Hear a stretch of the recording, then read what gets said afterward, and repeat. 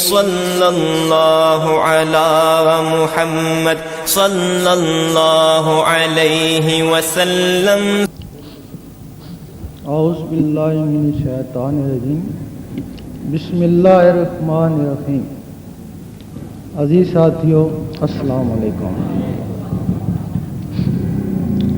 اس محلے میں آنا ہمارا مقصد کوئی سیاست نہیں ہے، کسی کی مخالفت نہیں ہے، کوئی فتنہ نہیں ہے، کوئی حکومت پر نکتہ چینی نہیں ہے۔ ہر گھر میں، ہر محلے میں، ہر شہر میں اہل دل ہوتے ہیں، ان اہل دلوں کو نکالنا ہمارا مقصد ہے اور دلوں کی آواز دلوں تک پہنچانا مقصود ہے۔ حضور پاک کے زمانے میں دو طرح کا علم تھا، ایک زبان والوں کے لیے اور ایک دل والوں کے لیے۔ زبان والے علم کو ظاہری علم بولتے ہیں اور دل والے علم کو باطنی علم بولتے ہیں۔ آپ کے زمانے میں جن لوگوں نے صرف ظاہر پہ قناعت کری، انہی میں کوئی خوارج ہوئے اور کوئی منافق ہوئے، اور جن لوگوں نے وہ دل والا بھی علم حاصل کیا، وہ تو ایک صحابی یا رسول اللہ کہلائے اور ولیوں سے بھی اعلیٰ مقام حاصل کر کے چلے گئے۔ آج علم ظاہر کی انتہا ہو گئی۔ جب انتہا ہو گئی، وہ لوگ خارج منافق ہو گئے تھے اور یہ لوگ 72 فرقوں میں تقسیم ہو گئے۔ اب ضرورت اس بات کی ہے کہ جس علم سے وہ صحابی یا رسول اللہ کہلائے تھے، وہ علم آج کے نوجوانوں کے دلوں میں بھی ہونا چاہیے۔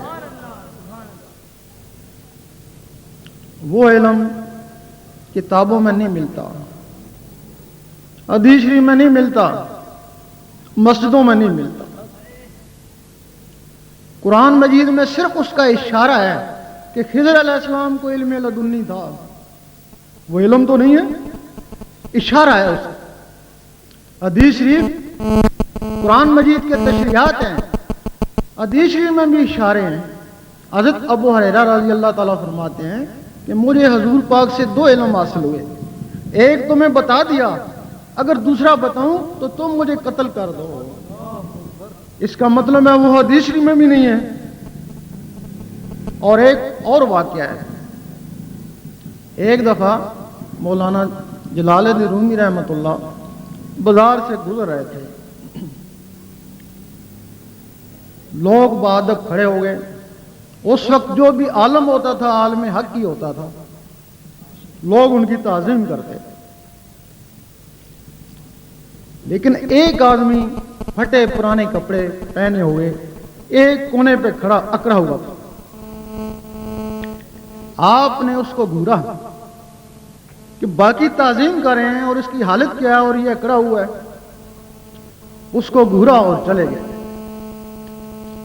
اس آدمی کو بھی غصہ آ گیا کہ ٹھیک ہے، لوگ تمہاری تعظیم کر رہے ہیں اور میں بھی اپنی تعظیم تم سے کرانی ہے۔ مولانا صاحب اپنے مکتب میں چلے گئے، پیچھے پیچھے وہ شخص بھی چلا گیا۔ جب گیا تو وہ بیٹھے ہوئے تھے، کچھ مطالعہ کر رہے تھے۔ اس نے سلام کیا اور کتابوں کو دیکھا تو پوچھتا ہے این چیز، تو وہ برم ہو کے کہتے ہیں کہ این آ علم اس کہ تو نہ دانی، وہ علم ہے کہ جس کو تو نہیں جانتا۔ اس نے ان کے پیٹ پہ نظر ڈالی، ان کو بیت الخلاء کی حاجت ہو گئی اور چلے گئے لیٹرین میں۔ اس نے وہ کتابیں اٹھائیں اور پانی کے حوض میں پھینک دی۔ جب وہ واپس آئے تو دیکھا کتابیں نہیں ہیں، تو پوچھنے لگے میرے یہاں کتابیں تھی کدھر گئیں؟ اس آدمی نے کہا میں تو وہ پانی کے حوض میں ڈال دی، تو نے تو بڑا ظلم کیا، میرے بڑے قیمتی نسخے تھے کاغذی، بڑے دور دور سے میں نے حاصل کیے تھے، وہ تو سارے ختم ہو گئے ہوں گے۔ انہوں نے کہا ناراض کیوں ہوتے ہو، میں ابھی نکالتا ہوں۔ جب پانی سے نکالی تو وہ اسی طرح خشک تھی۔ اب مولانا صاحب پوچھتے ہیں کہ یہ چیز، تو وہ کہتا ہے آ علم اس کہ تو نہ میدانی ہے، کہ یہ وہ علم ہے جس کو تم نہیں جانتے۔ اس کا مطلب ہے کہ یہ وہ علم باطنی تھا، کیونکہ حدیث شریف بھی مولانا صاحب جانتے تھے، قرآن مجید بھی جانتے تھے، تو پھر وہ کوئی اور علم تھا جس کے متعلق کہا تھا کہ یہ وہ علم ہے جس کو تم نہیں جانتے۔ اب وہ علم پھر کہاں ہے؟ لوگوں نے سوچا حدیث شریف اور قرآن مجید کے علاوہ کہاں علم ہو سکتا ہے؟ قرآن مجید میں صرف اس 3 الفاظوں میں اس باطنی علم کی ابتدا ہے، وہ جو الف لام میم ہے۔ تم کہتے ہو حروف مقطعات، آگے چلو، چھوڑ دیا تم نے، لیکن وہ الف لام میم وہی باطنی کی ابتدا ہے۔ الف سے اللہ یا اللہ کا ذکر کر، یا لام سے لا الہ الا اللہ کا ذکر کر، یا محمد رسول اللہ کا ذکر کر۔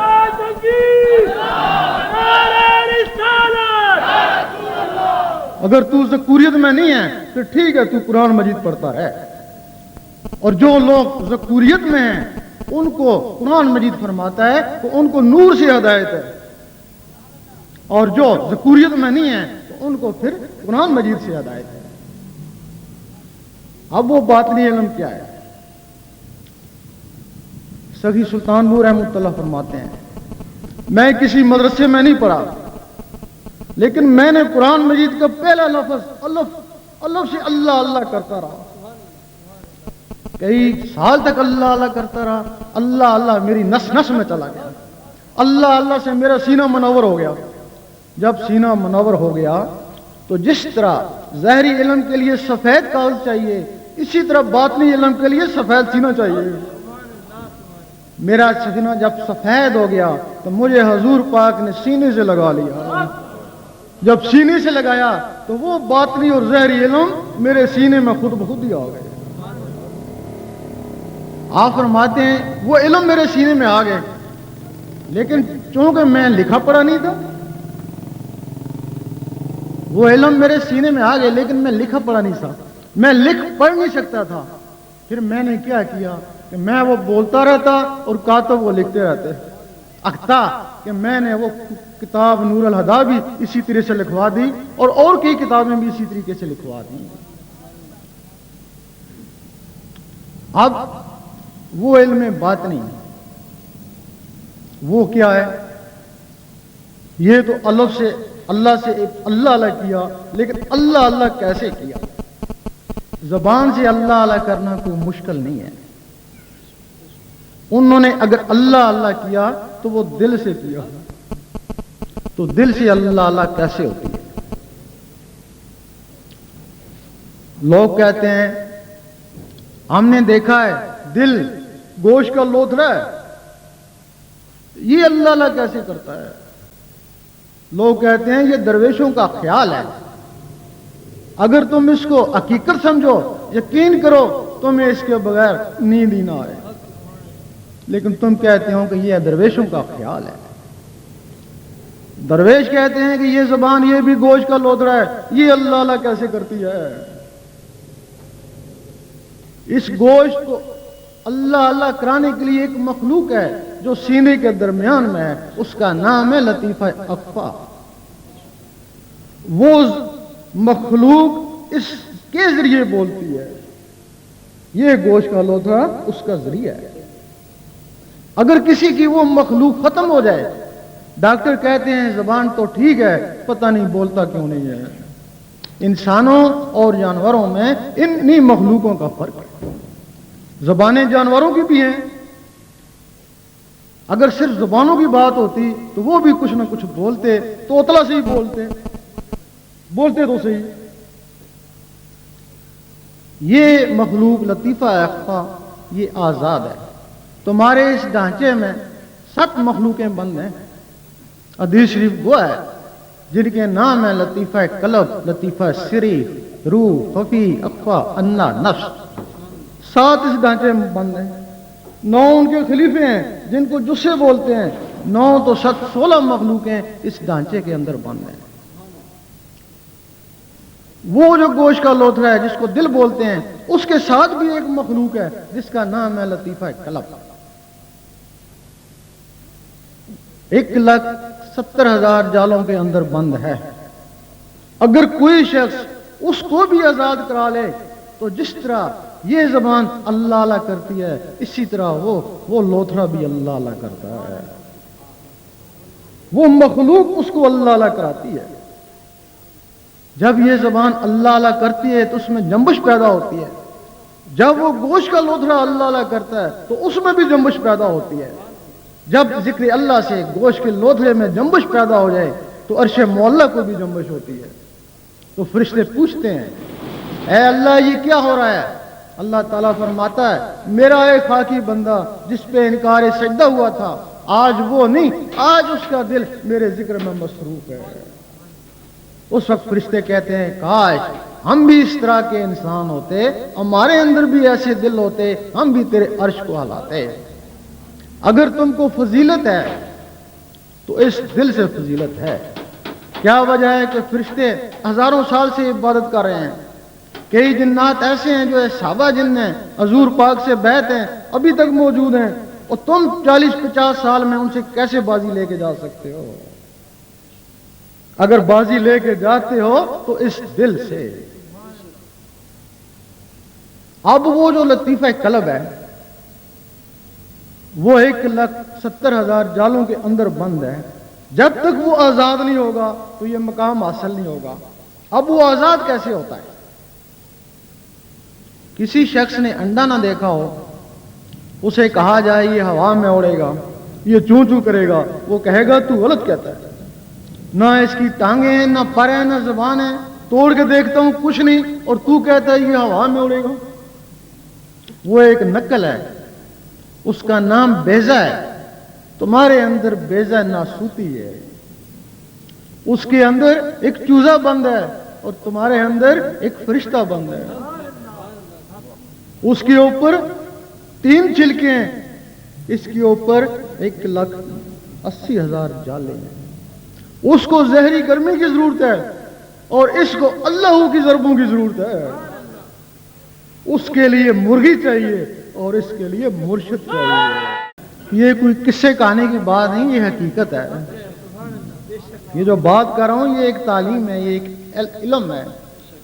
یہ علم حضور پاک کے سینے مبارک سے نکلا ہوا ہے، اور اسی علم کے لیے ہمیں بھی حکم ہے کہ اس کو عام کرو۔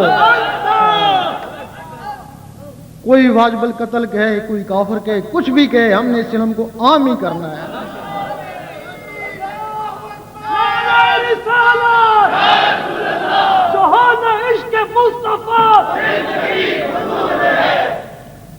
اب جب اس انڈے سے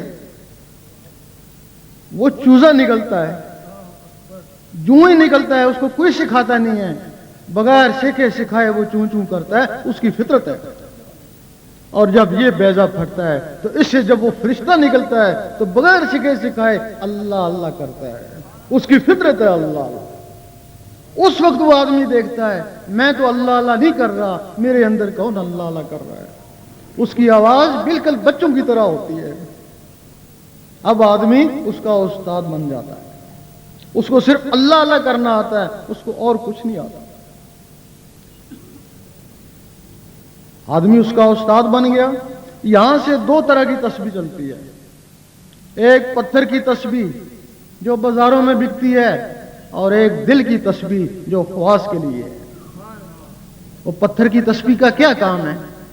وہ کرتی ہے ٹک، زبان کرتی ہے اللہ، وہ کرتی ہے ٹک، زبان کرتی ہے اللہ۔ وہ تسبیح بھی بار، جو زبان سے اللہ اللہ ہو رہی ہے وہ بھی بار۔ اب ایک دفعہ اللہ کہہ لینا کافی ہے، یہ گھڑی گھڑی اللہ اللہ کیوں کرتے ہیں؟ کچھ لوگ اعتراض کرتے ہیں کہ ایک دفعہ اس کو مان لو، گھڑی گھڑی تم اللہ اللہ کیوں کرتے ہو؟